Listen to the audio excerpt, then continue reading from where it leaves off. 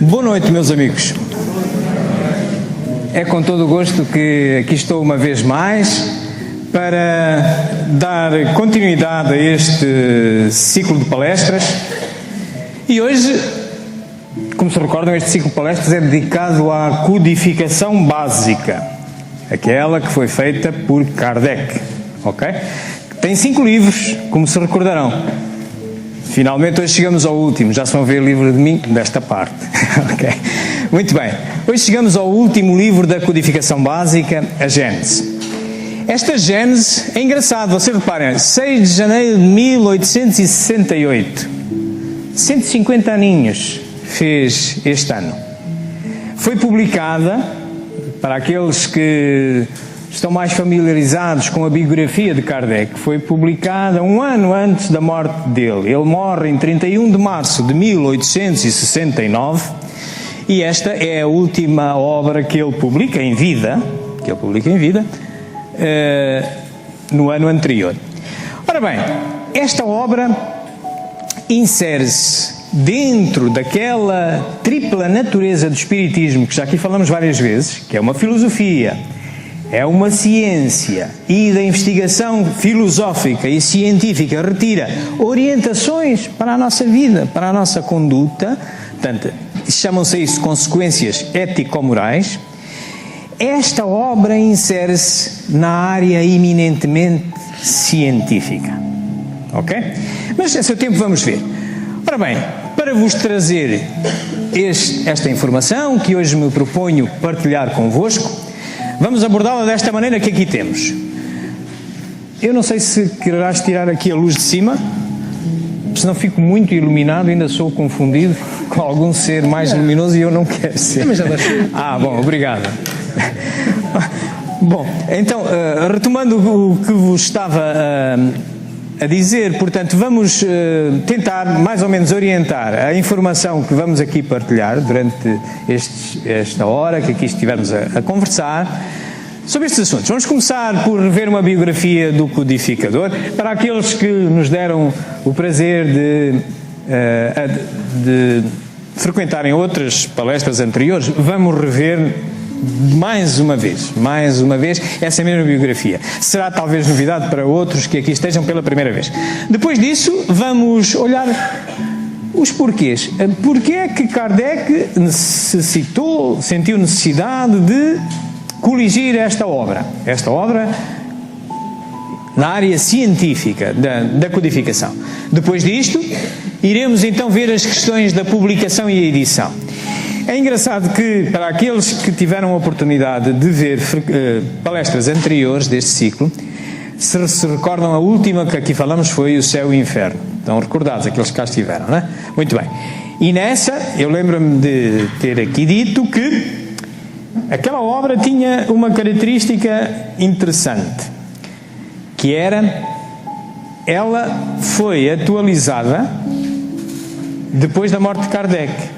Foi atualizada a edição sobre a qual hoje se produzem as versões do Céu e Inferno que hoje compramos, é baseada numa edição que é publicada após a morte de Kardec. É publicada em junho de 1869 e Kardec tinha morrido havia uns meses, 31 de março de 1869. Mas nunca causou grande problema isso, porque sempre se entendeu que, dado aquele tempo curto, ele tinha aquilo tudo preparado para mais uma revisão. Ora bem, esta obra tem outra particularidade. É mais polémica esta obra a esse respeito. É tão polémica a esse respeito que a Federação Espírita Brasileira teve necessidade de, este ano, em que se faz os 150 anos, que a gente já ali viu, publicar um esclarecimento sobre qual é que é a edição válida, se é a quarta, se é a quinta. Kardec, quando morre, está a quarta a ser publicada e a última desta Gênese é a quinta, sobre a qual se baseiam os livros que a gente tem, aparece só em 1872. É uma particularidade, vamos chegar a ela a seguir. Daí haver uma certa polémica, vou tentar-vos-ei mostrar os detalhes importantes disso, que não tem grande valor senão uma curiosidade histórica, mas lá chegaremos. Muito bem, veremos estas questões da publicação e da edição. Depois, então, vamos olhar para a estrutura da Gênesis. O que é que este livro tem? O que é que ele nos conta? O que é que ele nos pretende dizer? Que informações ele contém? E vamos depois mergulhar em cada uma das partes deste livro. Por fim, ligaremos este livro com o resto da obra básica, que vocês já conhecem, e terminaremos a nossa palestra. Muito bem. Então, comecemos pela biografia do codificador. Vamos recordar uma vez mais os pontos importantes da vida deste homem. Hippolyte Léon Denisard Rival, que mais tarde viria a adotar o pseudônimo de Allan Kardec, nasceu na cidade de Lyon, na França, no dia 3 de outubro de 1804. Com a idade de 10 anos, seus pais o enviaram para estudar em Yverdon, na Suíça, onde se localizavam um dos institutos de ensino mais famosos e respeitados em toda a Europa. Fundado pelo educador suíço Johann Pestalozzi, o instituto era uma espécie de escola modelo, admirada pela aristocracia, altas personalidades políticas, científicas, literárias e filantrópicas. Depois de haver concluído seus estudos em Yverdon, Rival tornou-se conceituado mestre, não só em letras, como em ciências. Distinguindo-se também como notável pedagogo, publicou diversos livros didáticos e contribuiu com planos e métodos para a reforma do ensino francês. Esta longa experiência pedagógica habilitou o professor Rival para outra tarefa, a codificação do espiritismo. Aos 65 anos incompletos, vitimado por um aneurisma, Allan Kardec faleceu em sua casa enquanto trabalhava. E em 31 de março de 1869, com os 65 anos incompletos. Muito bem, porquê que Kardec sente necessidade de... Ele não sabia que ia finalizar a codificação, não de todo, não sabia. Mas finalizou, porque a espiritualidade superior assim determinou que o codificador já chega, ok? É suficiente para os séculos que aí vêm. Não sei quantos, mas pronto, virão alguns. Já estamos no segundo depois dele, não é? Portanto, e o que é que ele sentia? Porque é que ele, naquela altura, quase 12 anos depois de ter começado com o livro dos Espíritos, o que é que ele entendia que lhe faltava tratar? Assuntos como este, vamos ver. No livro, A Gênese, encontramos análises sobre a formação da Terra e do Universo. Encontramos também análises sobre o futuro, explicação sobre os milagres de Jesus, além de conter uma abordagem sobre o final dos tempos, sobre a lei imutável do progresso, entre outros assuntos. Há mais mistérios entre o céu e a terra do que supõe a nossa vã filosofia, já dizia o pensador e poeta inglês William Shakespeare.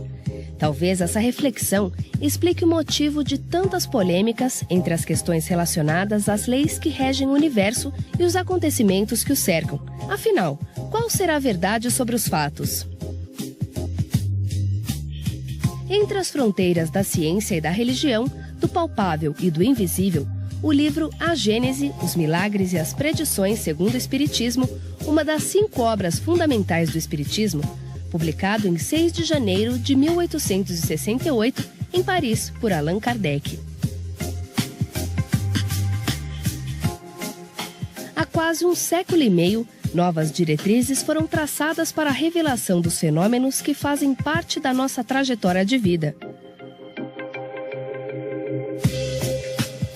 O item 18 do capítulo 1 da obra Gênese diz: a ciência moderna fez justiça aos 4 elementos primitivos dos antigos e, de observação, chegou à concepção de um só elemento gerador de todas as transformações da matéria. Mas esta, por si mesma, é inerte, não tem nem vida, nem pensamentos, nem sentimentos. É necessária sua posição com o princípio espiritual. Está dado o mote, 3 coisas, viram? A Gênese, os milagres e as predições.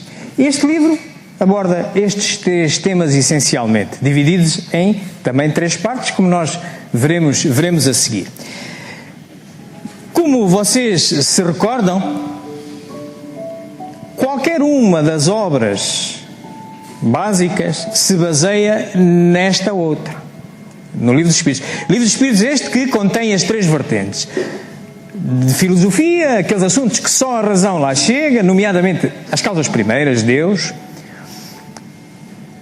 a parte científica que o Espiritismo desenvolve fundamentalmente em 2 linhas, as leis que regem a mediunidade humana e que dá origem ao livro dos médiuns, e é este livro que se assenta muito na primeira parte do livro dos Espíritos, em que vem explicar exatamente a gênese, a oronografia geral, etc., os milagres, o que é isso, mas como é que se produz isso, os fluidos, etc., as predições.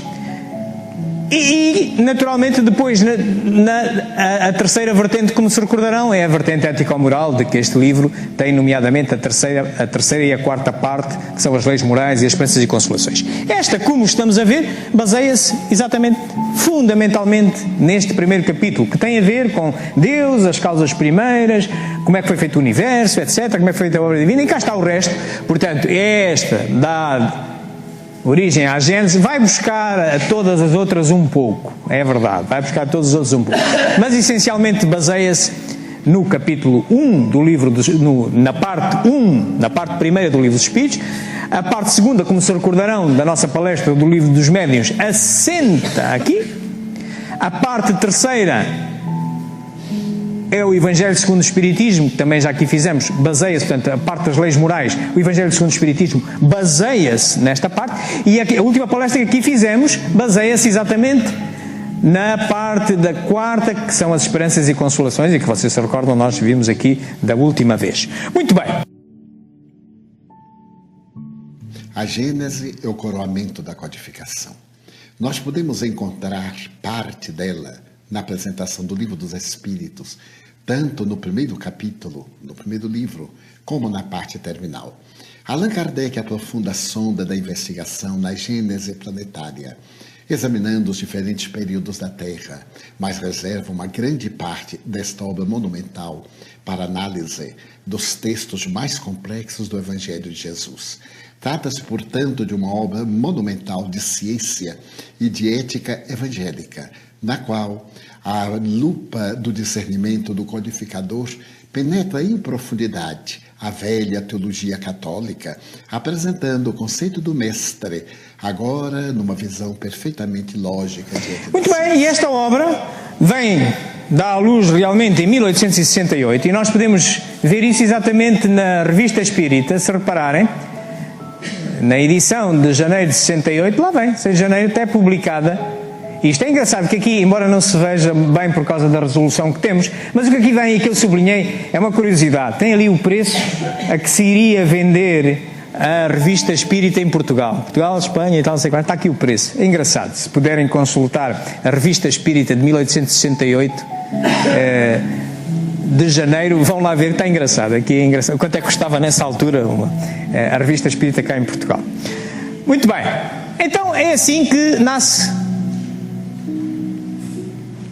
esta obra, e antes disto, e nós fomos sempre também falando sobre o livro das obras póstumas, não pertence à codificação básica, pertence à codificação de complementar, mas é da autoria de Kardec. E este livro de obras póstumas é uma coletânea de apontamentos. É publicado 20 anos depois dele morrer. É publicado em 1890. Ele morre em 1869, ok? Portanto, mas são os apontamentos dele. E muitos dos apontamentos que ele lá tem são interessantes porque nos ajudam a compreender melhor a ambiência e os problemas com que ele se lidava enquanto escrevia estas obras.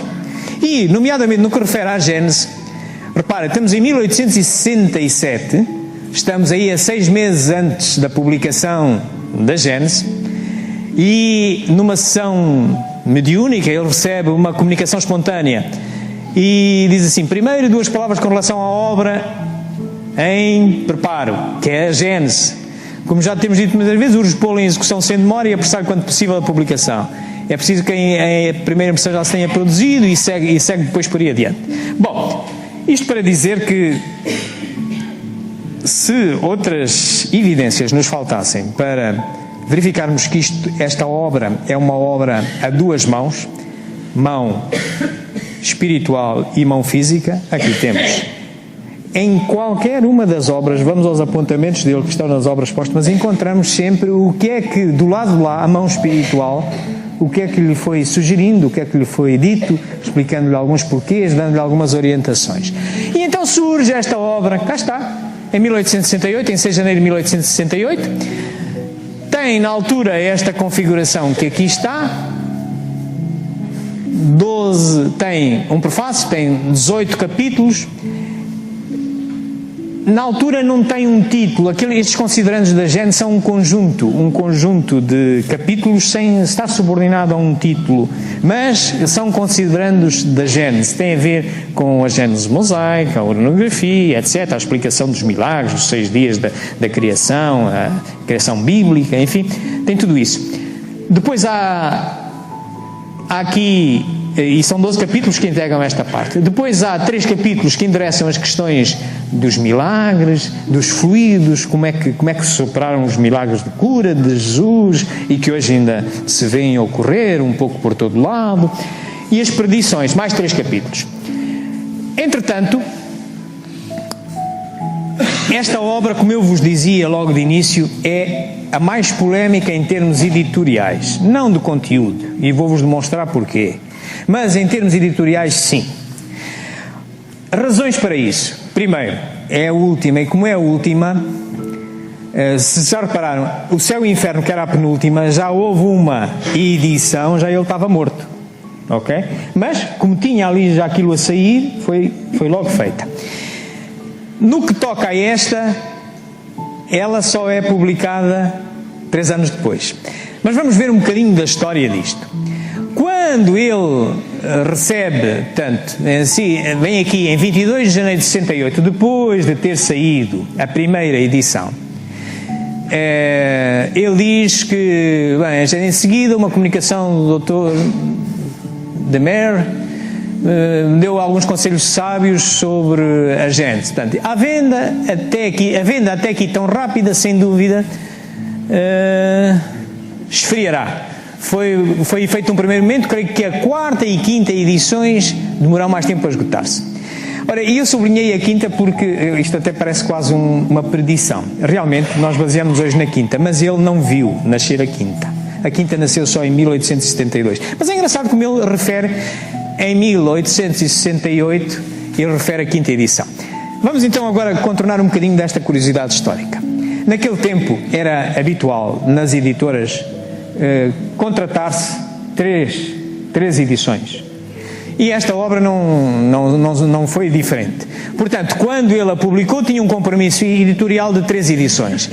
Saiu a primeira em 68, a segunda sai logo em fevereiro, a terceira sai em março e ainda durante esse ano há uma autorização para nova publicação com mais 3 edições, isto é, até à 6ª. Reparem agora como a história vai encaixando. Ele em fevereiro está aqui na segunda, a venda tão rápida, sempre foi feito o primeiro momento. Creio que a 4ª, quer dizer que ele já está a vender em terceiro, em fevereiro já está a vender a terceira e já está a pensar na 4ª, na 5ª e na 6ª. E dá realmente a autorização para se contratarem, para se imprimirem mais 3 até à 6ª, no que fosse necessário, eventualmente com alterações ou não. Chegamos a 1869, em 31 de março ele desencarna e há registros de que antes do primeiro semestre de 1869, a 4ª edição ainda está à venda, mas com uma característica engraçada. Na capa está 1868. Isto é, era feito com as mesmas bases editoriais, os mesmos marcos, os mesmos caracteres que estavam na impressora. E vai correndo o ano e em 1872, em 30 de março de 1872, encontramos no Jornal General de l'Imprimerie e la Librairie, que anuncia a promoção e a venda de exemplares da 4ª edição do livro ainda existentes. E só sai a 5ª em 23 de dezembro de 1872, quase 3 anos depois, 3 anos e tal depois dele ter morrido. Ora, e sai com alterações. Sai a quinta, em 23 de dezembro de 1872, e sai com estas alterações que aqui se vêem, nestes capítulos todos, e a gente pensará, são muitas as alterações. Não são de conteúdo realmente, mas são mais ou menos estas, assim. Lá em cima, são mesmo mesmo os 18 capítulos, reparem, agora vamos começar a perceber-nos que é mais a forma e a organização da obra do que propriamente o conteúdo. Portanto, são na mesma 18 capítulos. Aqueles primeiros 12 capítulos que não tinham um nome passam a ter, agora, se vocês forem ver os livros que possam ter em casa ou comprem aqui, baseados na quinta edição, tem a Gênesis escrito. E depois há alterações de texto nestes subcapítulos, digamos, há 12 capítulos, e depois no 2 e no 3 há alterações de texto. Aqui é uma alteração de títulos de parágrafo, aqui um aumento de um parágrafo, aqui nos milagres há aumento de 4 parágrafos, aqui há aumento de 9 parágrafos dentro deste capítulo, aqui uma alteração e aqui também uma outra alteração. Ora bem, isto somado aos 3 anos após a morte de Kardec, levantou muita celeuma. Que esta obra não é a que deixou Kardec. Mas não, na realidade, se vocês compararem a 4ª e a 5ª edição, é apenas uma reestruturação. E muito na linha de Kardec. Todas as reedições que ele fez, por exemplo, fez 16 edições do Livro dos Espíritos em vida. 16. Claro que desde a segunda se manteve praticamente tudo, foi depois uns pontinhos e umas vírgulas até chegar à 16ª. Mas de conteúdo é a segunda.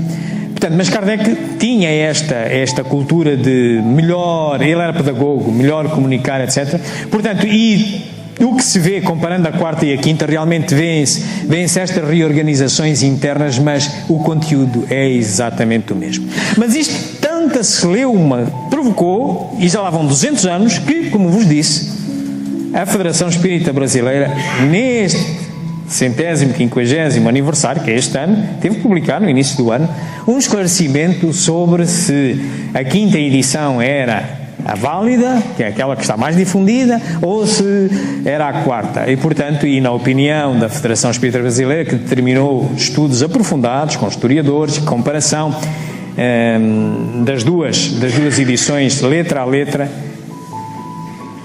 afirma e confirma que esta 5ª edição é uma edição melhor organizada e o conteúdo é exatamente o mesmo. Eu também sou dessa opinião, tendo estudado as duas obras. Mas trazer-vos esta curiosidade, mas é natural, não é? Portanto, é a última obra. O Céu e o Inferno passou sem grandes discussões, porque foi logo a seguir, mas passado 3 anos fazer uma reedição de uma obra de alguém que morreu há 3 anos anterior, ou a gente vai estudá-la mesmo ao pormenor, ou então embarca na primeira crítica mais leve que houver.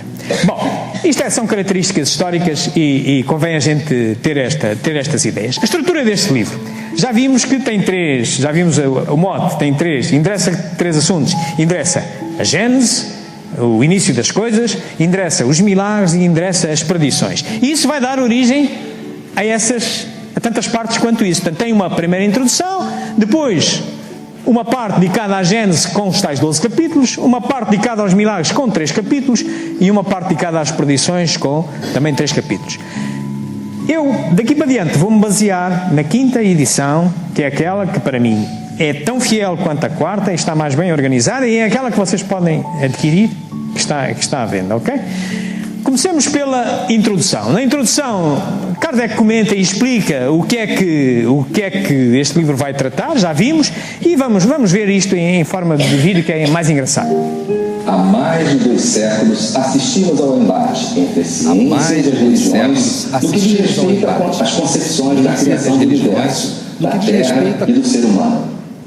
De um lado estavam as ciências, descortinando os enigmas sobre as origens do nosso universo, da formação das galáxias e até as subpartículas atômicas, desvendando os mistérios da vida e também apresentando provas incontestáveis sobre a origem e evolução dos seres vivos.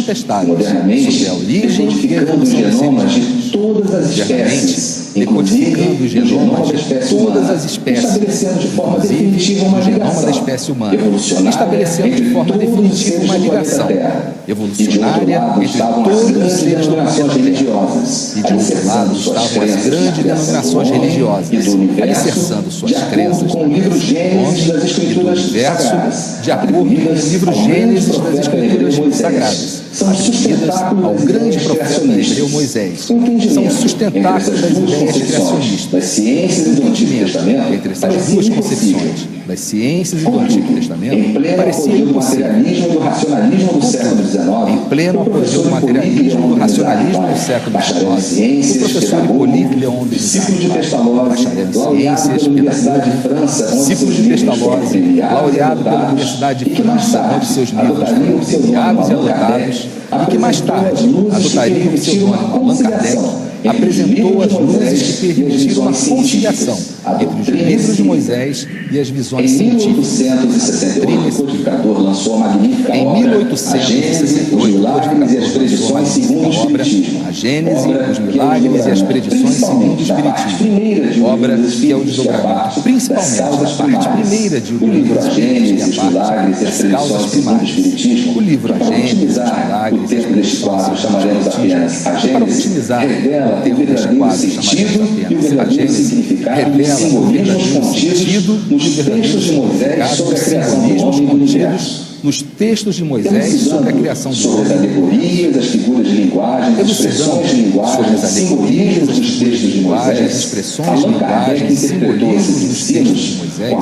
Allan Kardec interpretou esses ensinos com a ótica da ciência espírita, promovendo uma conciliação entre o livro Gênesis. Aí está a explicação, vocês podem revê-la e lê-la nos seus detalhes todos na introdução. Portanto, é uma obra na área científica.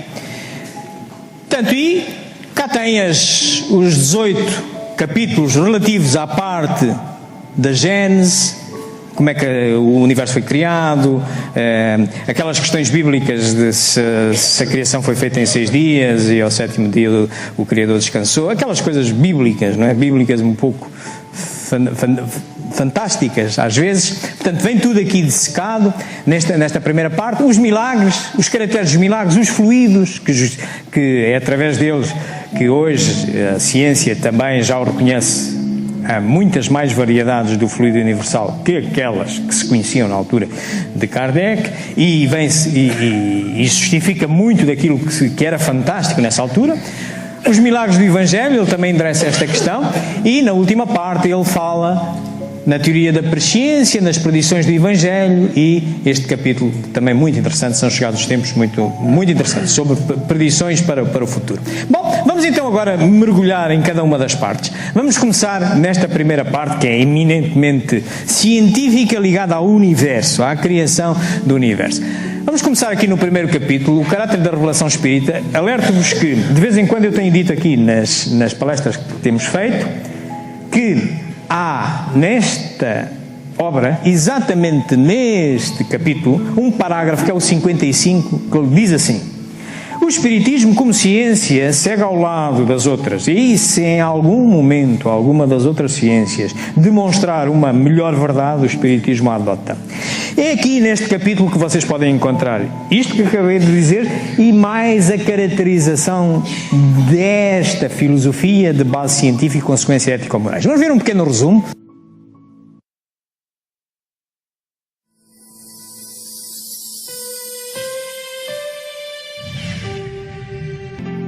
Pode o Espiritismo ser considerado como uma revelação? Neste caso, qual é o seu caráter? Sobre o que está fundada a sua autenticidade? A quem e de que maneira ela foi feita? A doutrina espírita é uma revelação no sentido teológico da palavra, ou, por outra, é no seu todo o produto de um ensino oculto vindo do alto? Ela é absoluta ou suscetível de modificações? Trazendo aos homens a verdade integral, a revelação não teria como efeito impedi-los de fazer uso de suas faculdades, desde que lhes pouparia o trabalho de investigação? A revelação é a ação de descobrir algo que já existia, mas que ainda não era conhecida. A revelação espírita vem trazer o Consolador prometido, a que Jesus se referia quando passou pela terra. Esse Consolador estava integralmente baseado nas verdades universais e nos ensinamentos de Jesus. Kardec estruturou esses ensinamentos a partir das orientações de espíritos superiores, admitindo a existência da vida futura, a relação entre os mundos espiritual e material, Deus como Pai e Criador e Jesus como governador do planeta. A revelação espírita, portanto, nos traz verdades que já existiam, mas que só o adiantamento da civilização permitirá o seu entendimento e utilização. Muito bem, e segue-se, fala sobre Deus, o capítulo 2 fala sobre Deus, depois temos o bem e o mal, neste capítulo 3, ou parágrafo 3, digamos, dos capítulos daquela primeira parte, digamos. O papel da ciência na Gênese, também um muito interessante. Antigos e modernos sistemas do mundo, vale a pena para quem goste um pouco de história da ciência, nomeadamente da astronomia e da astrofísica, vale a pena ler este capítulo. Este para mim é dos que eu mais gosto e por isso vai ser beneficiado aqui com uma mensagem engraçada.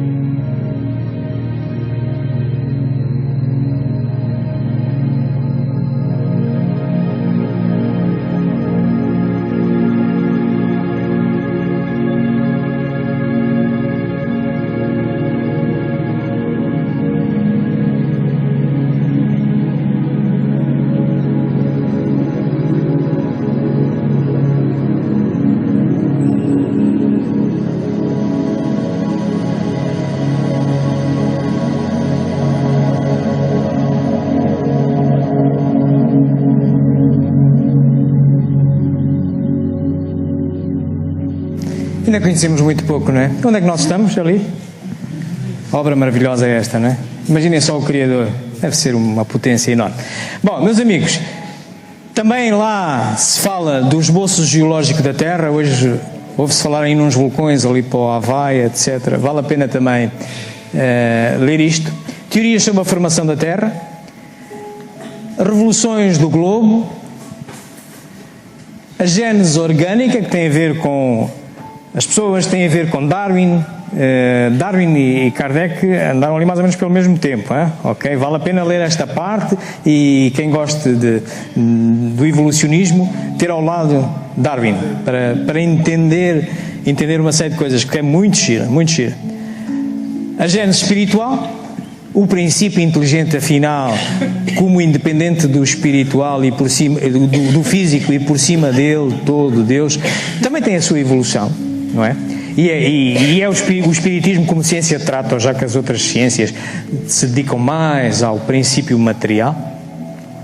A gênese mosaica, aqui encontrarão as discussões sobre aquilo que vemos no Antigo Testamento, da gênese mosaica, que a terra, Deus criou o mundo em 6 dias e descansou ao 7º e tal, aquelas obras todas, e depois se Adão e Eva foram, o homem apareceu e da costela, aquelas histórias um bocadinho fantasiadas, estão todas aqui muito bem endereçadas. E pronto, e entramos depois na segunda parte. A segunda parte dedica-se aos milagres. Bom, milagres, meus amigos, milagres não os há. Nós podemos não saber o que é que eles são em determinado momento. Milagre é a palavra para traduzir violência às leis naturais. Se Jesus violentasse as leis naturais, estava derrogando-as. E elas são leis inderrogáveis. A eletricidade, a gravidade, a força nuclear forte, a força nuclear fraca. São as 4 leis universais inderrogáveis. As outras eram leis desconhecidas. Poderia conceber-se, por exemplo, a eletricidade ao tempo de Jesus? Se alguém acendesse uma lâmpada, seria um milagre. Na nossa história, há o fato de Caramuru, na Bahia. Ele naufraga, e quando os índios tupinambás e tupiniquins, na ilha de Taparica, aprisionam-no, ele encontra bacamarte e pólvora. Coloca no bacamarte e dá um tiro. Os índios que nunca haviam observado aquilo gritam Caramuru, ajoelham-se, que significa Deus do fogo e do trovão. E ele casa-se com Paraguaçu, uma jovem muito bela da tribo que vai colaborar no Brasil na colonização da cidade do Salvador, no estado da Bahia, na época das capitanias hereditárias. Então, aquilo que para os índios era um milagre, para a cultura europeia era uma banalidade. A descoberta da pólvora pelos chineses, vários séculos antes, não tinha nenhum significado. Jesus utilizou-se dessas leis. Hoje, nós sabemos nas psicoterapias que o doente é doente porque ele o quer. Na hora em que ele se predispõe a uma mudança de atitude, ele realiza a autocura. E Jesus, toda vez que ia atender a um doente, perguntava-lhe: tu queres que eu te cure? Tu crês que eu te posso curar? Para despertar no indivíduo a produção de substâncias neuroniais capazes de restabelecer-lhe a saúde. Não há, nos chamados milagres, conforme Allan Kardec estuda em A Gênese, nenhum fenômeno que entra em choque com as leis naturais. Tudo está dentro de leis que eram desconhecidas e que hoje podemos fazer normalmente quando aplicamos um passe.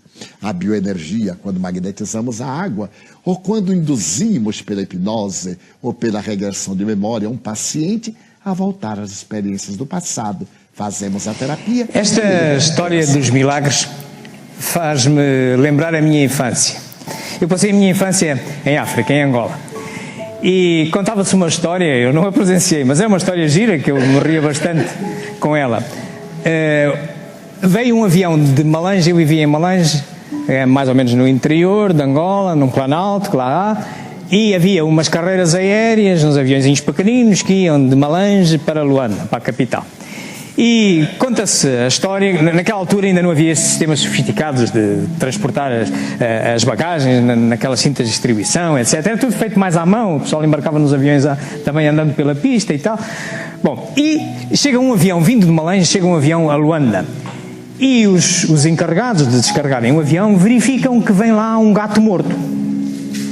Vem lá um gato morto e pá, isto agora o dono do gato vai nos pedir satisfações. O que é que isso passou? E vão falar com o piloto e o piloto diz: ei pá, esqueci-me de pressurizar o porão de carga. Bom, o que é que eles... Bem, mas nós temos que desenrascar isto, porque isto vai haver problemas. E foram ver a lista dos passageiros e aquilo era de uma senhora. O gato era de uma senhora. E eles, muitos pedidos, lá o diretor do aeroporto resolve protelar um pouco, adiar um pouco a entrega das bagagens, atrasar um pouco a entrega das bagagens e manda rapidamente comprar estamos a falar de um gato ou de um cão? Já não sei. É um gato. Pronto. Muito bem. Manda comprar um gato exatamente igual àquele gato. Era um gato branquinho, todo bonitinho e tal, não sei o que mais. E exatamente, havia ali uma loja para ir ao aeroporto, lá em Luanda e tal, não sei. E leva o gato, põe dentro da caixinha e manda entregar as bagagens. Claro, a senhora, quando vê o gato, quase que lhe dá um ataque cardíaco.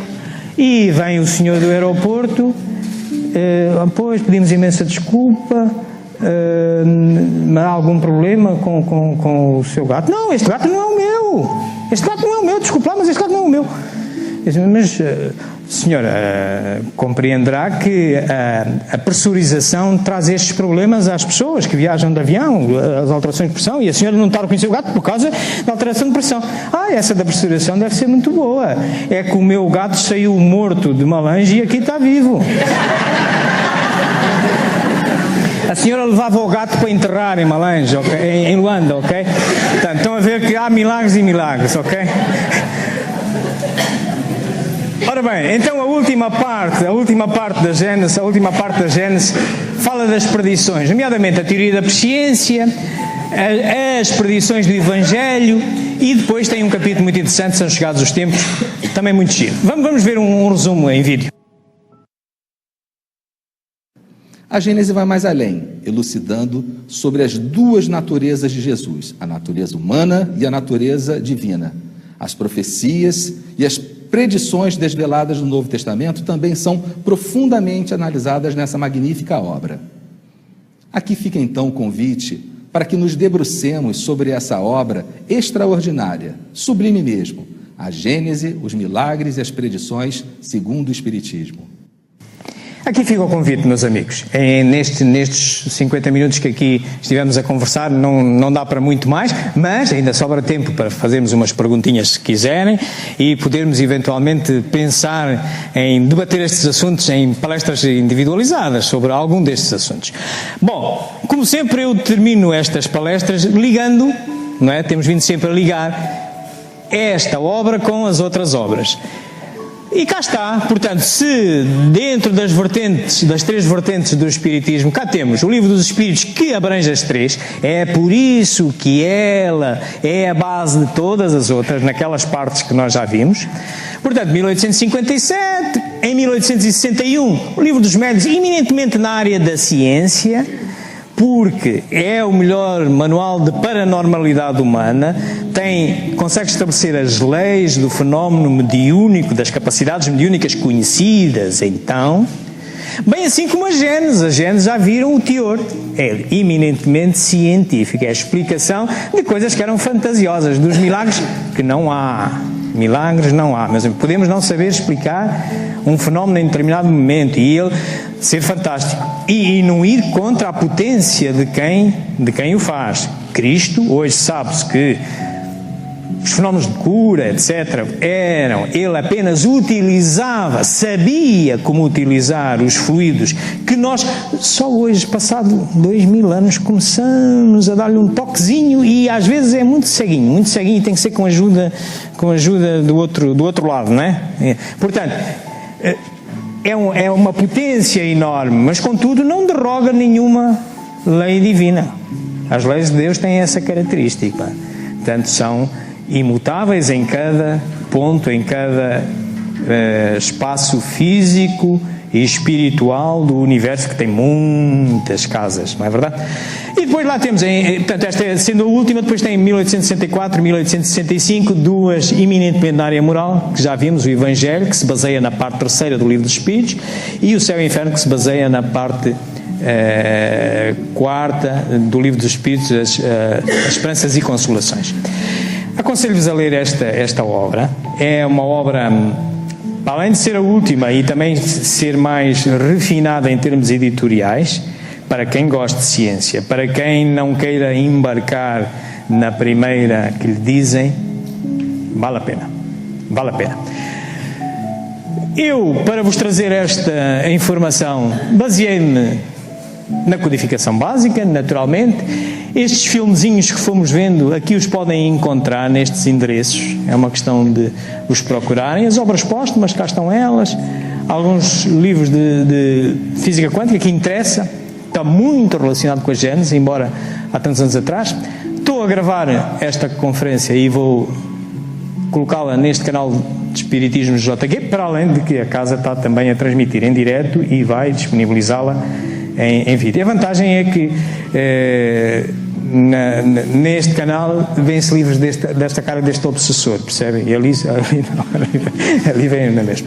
Bom, e pronto, meus amigos, julgo que ainda temos ali pelo menos uns 15 minutos para podermos partilhar informação uns com os outros. Estou à vossa disposição para qualquer pergunta.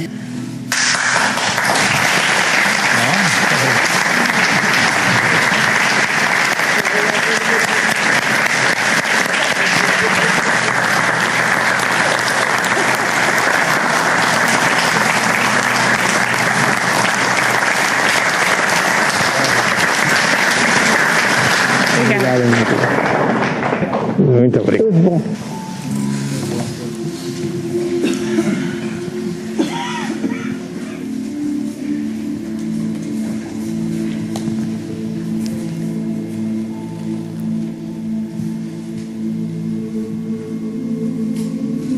Ao som desta música, que até nos mostra um pouco da uranografia geral do universo à nossa volta, esta obra maravilhosa do Criador, vamos unir-nos